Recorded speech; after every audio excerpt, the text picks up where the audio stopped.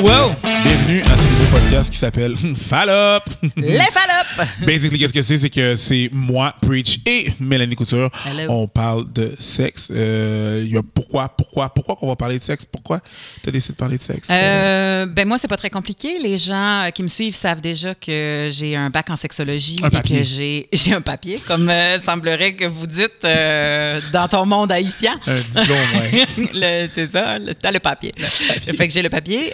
Et oui, c'est ça. Puis je trouvais ça important que de parler de sexe, mais de façon décontracte. Parce que moi, étant donné que j'ai le papier, le diplôme, mais que je ne suis plus sexologue, bien, à un moment donné, tu as envie de jaser des trucs, mais sans être pris dans un code d'éthique. Parce que je me dis, des fois, je vais dire des choses qui pourraient en blesser et tout ça. Fait qu'il faut comprendre vite que ça va être mon opinion teintée de mes connaissances. Parce que déjà, dans le travail que tu faisais, mais dans le travail de sexologue, tu peux pas donner ton opinion à Non, toi. non, il faut que tu restes objective. Et ben, bon, tu peux donner ton opinion parce qu'habituellement, mais ça peut pas être une opinion qui va, mettons, rire de quelque chose ou pas. Mais maintenant que je suis humoriste, ben là, c'est un petit peu plus touché. Fait que souvent, on m'appelait pour faire des shows télé en tant que sexologue, puis j'ai toujours refusé parce que je serais pris dans un carcan de sexologue. Tandis que là, je suis une humoriste qui a un diplôme. Fait que là, c'est pas la sexologue qui nous parle. C'est pas la sexologie. Je n'ai pas la science infuse et peut-être même qu'à un moment donné, j'aurai pas la réponse à la question, puis au pire aller, on la shootera à nos auditeurs. Fair. Puis on fera comme, hey, la connaissez-vous, puis on reviendra. Absolument, je suis tout à fait d'accord avec ça. Parfait. Toi, par exemple, c'est plus louche. Pourquoi tu veux faire ça, Breach? C'est pas si louche que ça. C'est parce que, je veux dire, toutes les personnes qui m'entouraient quand j'ai grandi étaient des infirmiers, des infirmières, les personnes qui œuvraient dans la santé. Sauf que dans mon, paradoxalement, dans mon monde, le monde haïtien, on parle pas de sexe. Pas Jamais. du tout. Jamais.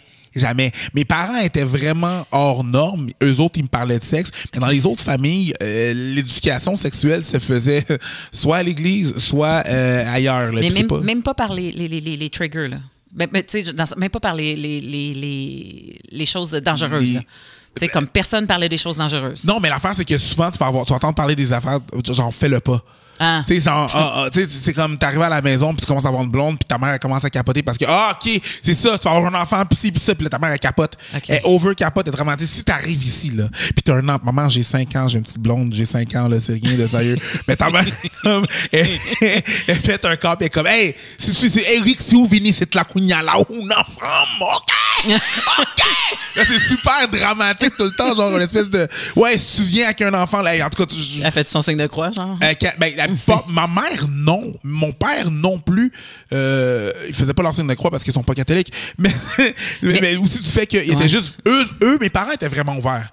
C'est ailleurs que je voyais qu'il y avait un disconnect que dans les autres familles, on en parlait vraiment pas. Puis tu disais que c'est lié avec la religion.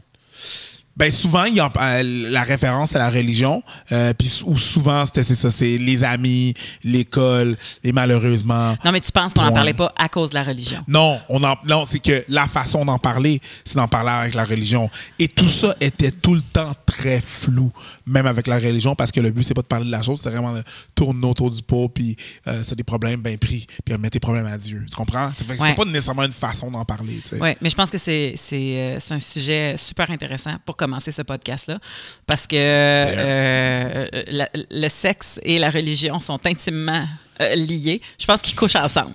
Je pense que ça couche pour vrai. C'est weird à ça dire. Ça couche ensemble. Parce clair. que la bibliothèque la plus horny ever qui a existé, ça reste le Vatican. Ouais. Parce que tous les livres qui étaient mis à l'index, parce qu'ils étaient trop sexuels et tout ça, et confisqués par le clergé, étaient mis au Vatican. Fait que les personnes qui détenaient la bibliothèque la plus pornographique ever, c'est le Vatican. Vous n'avez pas le droit de lire celle-là, fait qu'on va vous le retirer. Je vais le garder dans ma bibliothèque. On dirait un policier qui pogne du weed. C'est vrai, le fumeur qui achète. C'est vraiment un peu ça qui se passait. C'est fou qu'il y a beaucoup de le mot, c'est repressed en anglais. La répression. Ouais, il y a beaucoup de répression avec la religion. Puis c'est noté partout que peu importe n'importe quel organisme, dans n'importe quel clan religieux. Mais sans parler de religion, ou n'importe quel pays ou peu importe, que c'est vraiment il y a une espèce de façon de ne pas en parler, une espèce de censure du sexe et tout, qu'ils s'en vont vraiment plus loin dans pas la déchéance, là, parce que le terme est un peu fort, là, je te dirais, là, mais ils s'en vont vraiment dans l'autre opposé. Ouais. Oh, on n'a pas le droit d'en parler, on n'a pas le droit de ça, c'est barré, on va tout blur, mais de l'autre côté, leur extrême est vraiment extrême, tu sais. Oui, puis je te dirais même que les sociétés qui sont le plus contrôlées, tu sais, ceux qui font du 9 à 5, tout pogné dans le métro, tu sais, comme, puis je te parle même pas de Montréal, là, je te parle de ceux qui sont jam-packés à n'en plus finir, là. C'est souvent là qu'à un moment donné, il faut que la soupape, elle sorte. Fait que si c'est pas des gens qui sont des joueurs compulsifs, si c'est pas des gens qui prennent de la drogue, si c'est pas des gens qui font la fête, mais c'est souvent des gens où est-ce que ça va sortir au niveau de la sexualité. Puis c'est là qu'on retrouve les pratiques les plus bizarres. Tu sais, les jeux, là, au Japon, là, puis en Chine. Au Japon, surtout. Là, tu vois ça sortir, puis tu fais comme, ben voyons, quelle sorte de jeux télévisés qui sont là. Les gars sont tout nus, ils font slapper des gosses parce qu'ils perdent. Tu fais, mais qu'est-ce qui se passe? Tu sais, mais c'est parce qu'il faut que ça sorte à quelque part. Les jeux télévisés au Japon. C'est un autre sujet au complet. Frôle toujours. Tu sais, un jeu télévisé, là, au Québec, c'est comme la poule aux œufs d'or, ça va rester là. Tu sais, aux États-Unis, même chose, ça va rester pas mal là. Le tricheur. Tu sais, le tricheur, wouh, Ouais. OK.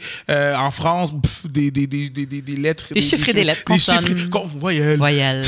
Consonnes. Voyelles. Voyelles. Puis ça reste pas mal dans ce cadre-là, mais tu vas plus loin, au Japon, ça frôle tout le temps de sexe.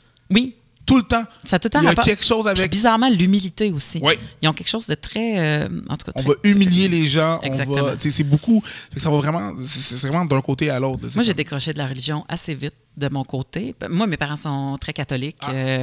Les deux pratiquent encore, vont à la messe habituellement le samedi, parce que ça leur tente plus de se lever le dimanche matin. Smart. Ils ont gagné ça dans leur vie, faire comme, là, Dieu, on va y aller avant d'aller souper, mais... puis après ça, on va aller souper un petit Subway. Mais moi, qui ai été servante de messe, fait, qui connaît très bien toute la patente de la religion et qui a fait son catéchisme et toute la patente, à un moment donné, j'ai décroché parce que j'étais plus intéressée par l'humain, la sexualité et tout ça, et qui était complètement tabou, dans le sens que tu n'avais pas le droit de le faire si tu n'étais pas marié. C'était un peu ça la règle. Tu n'as pas le droit d'utiliser des méthodes de contraception. Tu n'as pas le droit à l'avortement. Tout, en fait, ce qui contrôle le corps de la femme et en plus qui est voté juste par un paquet d'hommes en soutane. Parce que nous, on n'a pas le droit de vote dans ça pour élire notre représentant sur Terre, qui est le pape, parce qu'on est des femmes. Fait que je me dis, si tu me donnes même pas le droit de parole sur qui me représente sur la Terre, tu sais, ben, je verrais pas pourquoi je te suivrais. Tu comprends? Il n'y a pas de... C'est un peu ça aussi que... Ben, c'est une des raisons. Je veux dire, il y a plusieurs raisons. Beaucoup de raisons. Mais parce que moi aussi, je suis né dans l'église aussi. Il y a beaucoup de raisons qui ont fait que je suis parti. Mais... Même la question du sexe, mes parents avaient une façon de l'aborder qui était vraiment avant-gardiste pour des religieux. Ben oui, puis en plus, toi, on va le dire franchement, là, tu l'as jamais caché, ton père est un preacher.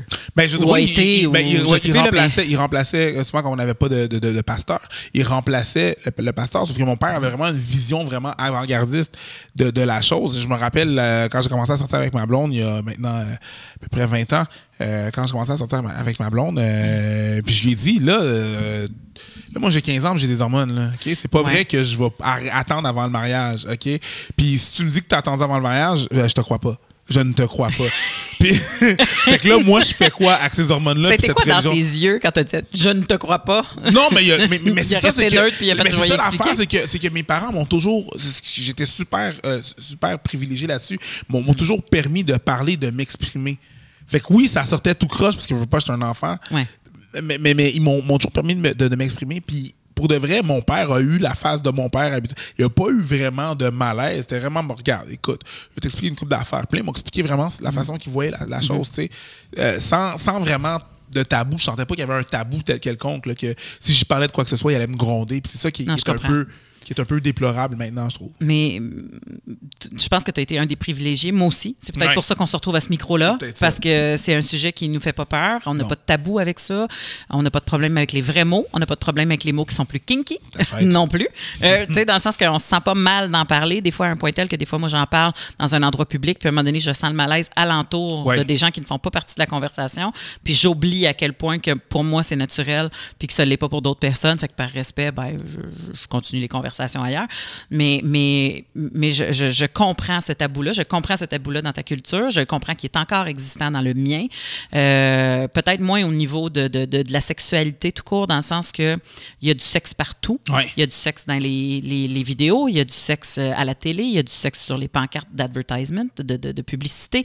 Il y a du sexe partout. Mais on n'en parle pas. Mais on n'en parle pas. Ça fait qu'éventuellement, nos jeunes vont vivre avec un paquet d'images, ils se font bombarder d'images. Exact. Bombarder d'images, puis ils n'ont pas vraiment de façon de dealer avec ça, tu sais. Non, mais en fait, ils n'ont pas de notion pour les absorber. Fait qu'à un moment donné, ils ne savent plus faire la différence entre la réalité, entre la fiction. Puis à un moment donné, ben, tu te dis, ben, écoute, c'est pas... Autant que tu veux pas aller vers la fiction de, tu sais, toutes ces jeunes filles-là là, qui décident de prendre un vœu de chasteté, là, les Purity Girls, ou je sais pas trop quoi, là, qui se font... Ils ont une cérémonie avec leur père, puis ils jurent à leur père qu'ils vont être purs jusqu'à temps qu'ils trouvent le bon, puis tout ça. Tu fais comme, oh my God, ça aussi, c'est lourd de charge à prendre pour une jeune fille. Bizarrement, il n'y a pas de purity pour des gars, en tout cas. Non, parce que c'est différentes choses, puis c'est pas très équilibré. Ben, c'est une autre raison pourquoi j'ai décroché. À un moment donné, la religion est sexiste dans le plafond. Puis, de l'autre côté, ben, t'as le monde qui en font des jobs, puis, tu sais, c'est correct, dans le sens que le métier des travailleurs du sexe, c'est un métier, mais ça reste pas plus une réalité. Fait que, tu sais, tu peux pas, la fille, elle peut pas, ou le gars peut pas se fier à ni un ni l'autre. Puis, il y a comme un vide dans le milieu, puis qui est un gap qui est pas rempli ni par l'école, ni par les parents, en assez bas âge, je te dirais. Fait que c'est le bas âge. C'est sûr que je m'attends pas à ce qu'on ait des enfants de 7 ans qui écoutent notre podcast, évidemment mais pas. je vais espérer que des futurs parents ou déjà des parents vont écouter ce podcast-là, puis à un moment donné, ils vont dire « Oh, c'est... » Faisons ça. T'sais. La discussion de Preach et Mélanie, l'idée, c'est qu'elle se retrouve à votre table à un moment donné. Oui, puis de parler de ça, parce que si on se remet à la religion, souvent, pour parler de sexe, on se remettait souvent à la religion quand tu es dedans, quand tu la pratiques. Puis aucunement, nulle part, il parle de consommer ça, consommer la chair, qu'ils disent, de façon juste pour le plaisir. C'est tout le temps pour faire des enfants. Ouais. Tandis que c'est tellement pas la réalité. Non, mais tu sais pourquoi que c'était ça?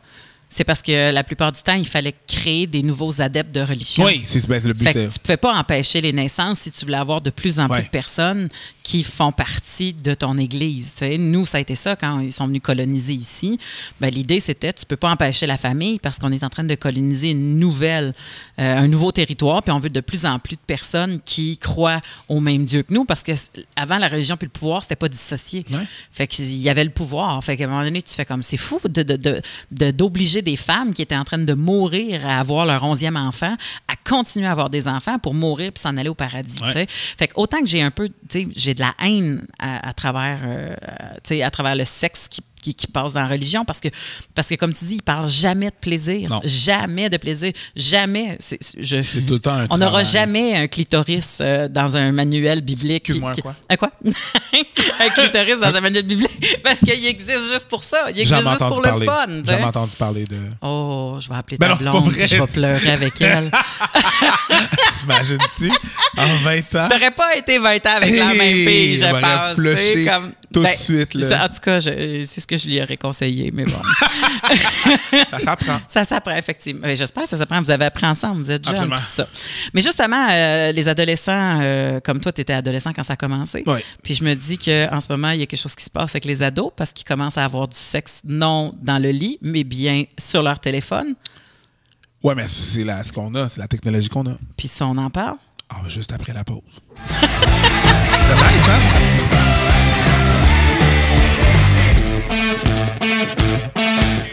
Alors, on a reçu une question du public. Je vais taire le nom de famille, mais Alexandre M.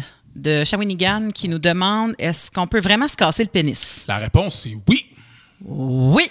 Qui l'a cru? On peut se casser le pénis. Mais le pénis n'est pas un os. Hein? Souvent, les gens pensent ça. Les gens pensent ça. Il y en a qui... Il n'y a pas de démo. Pas de démo. Mais c'était quoi, ça? C'est un démo? Non! De toute façon, t'aurais pas pu le montrer. C'est à l'intérieur, à moins qu'il soit vraiment croche. Mais c'est... Juge pas mon pénis! Juge ton pénis avant qu'il arrive. Tu juges mon pénis. Mais juge pas mon pénis. C'est vraiment jugé. Mais... Bref. Oui, Éric, c'est ça? Non, Alexandre. Oui, Alexandre, on peut se casser le pénis. C'est un corps spongieux ou caverneux qui est à l'intérieur du pénis, qui, à un moment donné, quand tu as un coup qui est trop fort, qui peut fendre, puis c'est comme une déchirure, en fait, plus qu'une cassure, parce qu'un os, ça se casse. T'as le frein aussi? Le frein? Le frein, oui. La langue. Je pensais qu'il y avait juste un frein sur la langue. Non. Mais apparemment, t'en as un sur... Sur le pen? Oh, t'en as un sur le pen. Mais ça a l'air que c'est une partie des plus sensibles, d'ailleurs, pour certains gars. C'est pour ça qu'il y a des filles qui font des petits roulements de langue sur le frein. Les galipers sont-ils garantis là-dessus? Les galipers. Un petit référent de garage. Un petit référent de garage de François Pérusse. Fait que la réponse, Alex? Oui. Absolument. Fait que vas-y pas trop fort. C'est très possible que ça se... De toute façon, on n'aime pas ça, des uppercuts dans le plot. Tu peux pas mieux dire ça que ça. De toute façon, on n'aime pas ça. Tes uppercuts dans le plot. Non, c'est pas vrai. Il y a des filles qui aiment ça. Je peux pas généraliser. Il y a des filles qui aiment ça fort, il y a des filles qui aiment ça moins fort. Moi, je ne pas... Oui, mais... C'est personnel. J'aimerais ça voir les chiffres là-dessus. De l'uppercut. On a dit... Moi, je pense que ça va selon les tranches d'âge. Celles qui sont entre 17 et 25 ans pensent que c'est de même, ça se fait parce qu'ils écoutent trop de porn. OK. Puis celles qui sont rendues à 60 ans sont comme « Eh, mes hanches! » Mais... Bref, c'était la réponse de la question. Si vous voulez nous envoyer vos questions, vous pouvez toujours faire ça. C'est très simple. Donc, les liens sont là. Envoyez-nous vos questions, puis on va pouvoir y répondre. Ça ne veut pas dire qu'on va dire la vérité, mais on va essayer. On va faire notre possible. Uppercut en... C'est dans mon show. Viendrez voir mon show. Prochain segment.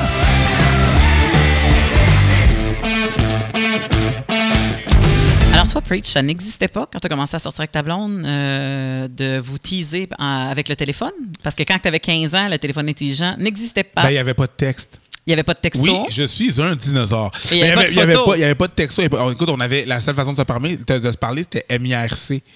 Puis, I know, right? Tu sais, c'était sur Internet, puis même avant ça. Donc, non, il n'y avait pas de texto, il n'y avait pas tout ça. Là. Les textos, c'est arrivé en 2003, 2004. Là, mais là, il y en a qui commencent à avoir leur relation vers ça, 15 ans. Et puis, d'ailleurs, il ne faut pas paniquer avec ça. Là. Tout le monde dit que les jeunes commencent à avoir du sexe plus tôt, là, mais c'est pas le cas. Là. Les statistiques se ressemblent. Là. Il y a 20 ans à aujourd'hui, il y a à peu près 50% du monde qui sort du secondaire encore vierge. Là. Fait que paniquez pas si vous êtes au cégep, vous ne l'avez jamais fait. Il y a l'information est juste là, plus qu'elle était avant. Oui, c'est ça. Puis, tu sais, comme il y a du monde qui invente plus qu'ils l'ont fait, peut-être. Il y a plus de moyens. Il y a plus de moyens. Moi, j'ai vu un post de quelqu'un qui disait que c'était son petit frère qui s'était fait punir.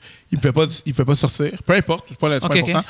Mais finalement, il s'est rendu compte qu'il envoyait des sextos à sa blonde. Il disait à sa mère qu'il faisait ses devoirs, mais il faisait juste updater un Google Drive document qu'ils avaient pour faire leurs devoirs, puis s'envoyer des sextos comme ça. Sur le Google Drive? Il mettait des images? Non, c'était juste du texte. Ah, des sextos. C'était comme ça parce que c'était des sex photos, des sextos. Non, des sextos. Des sextos. Il sextait là, comme ça, là, sans envoyer de photos. J'aimerais voir tes seins, sans envoyer de photos. Mais vu qu'il était... je m'en faire mes devoirs, puis faisait ça sur le Google Drive. Mais il est intelligent! Parce qu'il s'est fait prendre son téléphone. Écoute, ils sont rendus ailleurs.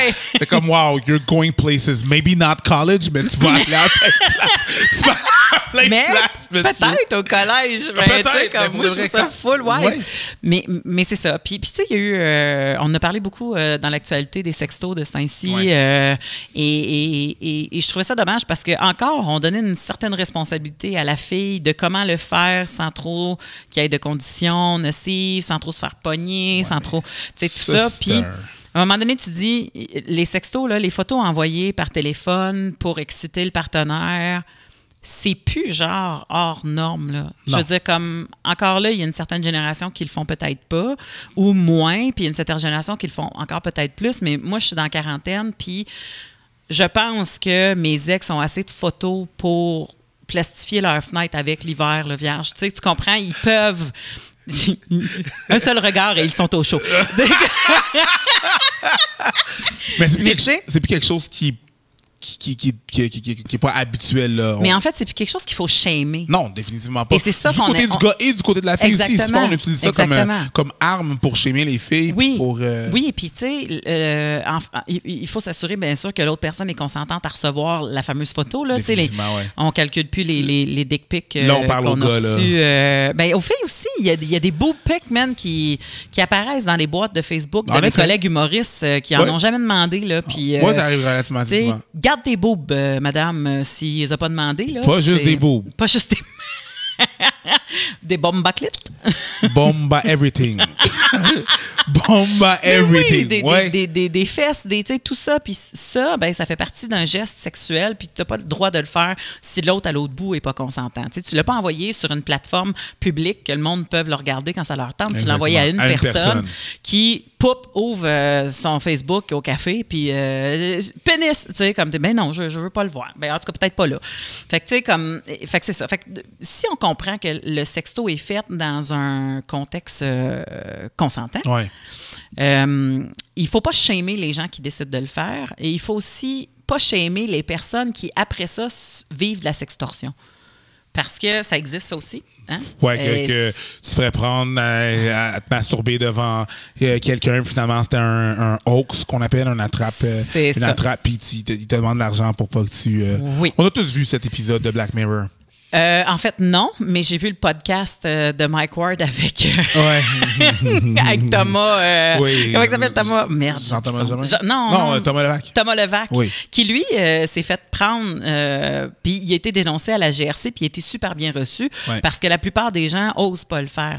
Comme, fait que, il avait mis ça sur... en fait, en tout cas, vous aurez écouté le truc de Mike, là, mais sans tomber dans les détails, mais c'est ça qui arrive souvent aux gens, c'est qu'à un moment donné, ils se font avoir, puis après ça, c'est comme toute la culpabilité qui rentre en ligne de compte, puis ils disent « Oh mon Dieu, mes amis vont le savoir, puis là, ça va paraître sur mon Facebook, puis là, je vais être clarisée à l'école. » Mais c'est pas toi le problème. C'est ça, c'est comme dire « Tu portes pas de mini-jupe en sortant dehors. » Le problème, c'est la personne à l'autre bout qui décide d'être illégale, puis qui décide de prendre tes photos, puis de faire de l'argent sur ton cul, littéralement. Juste pour qu'on puisse clarifier pour certaines personnes qui nous écoutent puis qui ne le savent pas, un sexto, c'est justement avoir des rapports sexuels, mais en utilisant le texte et en les envoyant à chacun, là, à une personne, à une autre. Les photos, là. Puis la sextorsion, dans le fond, c'est la contraction des deux mots sexe et extorsion. Dans le fond, ils utilisent le fait que vous avez fait des actes quelconques, X, Y, Z, peu importe quoi, ou des photos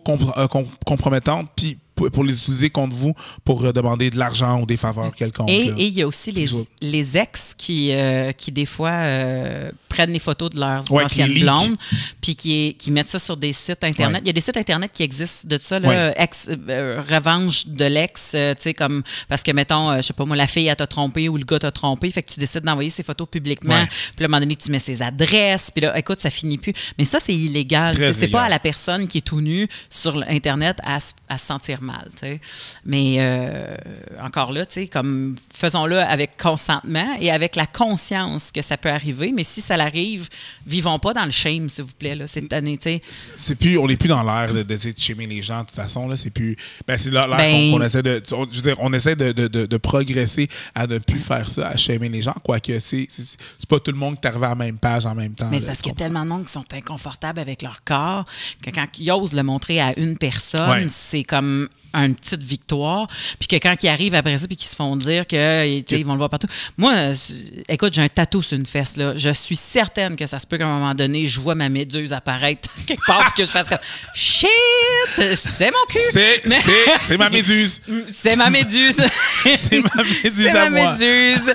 Mais la plupart des photos, je les ai envoyées pas de tête. Tu sais, comme, mais regarde, c'était volontaire, mais tu vois, comme il y a des petits trucs comme ça, mais bon, tu sais, si tu vois des cheveux rouges sur des épaules puis une méduse sur un cul, dis-toi que c'est mal couture. Je vais prendre note.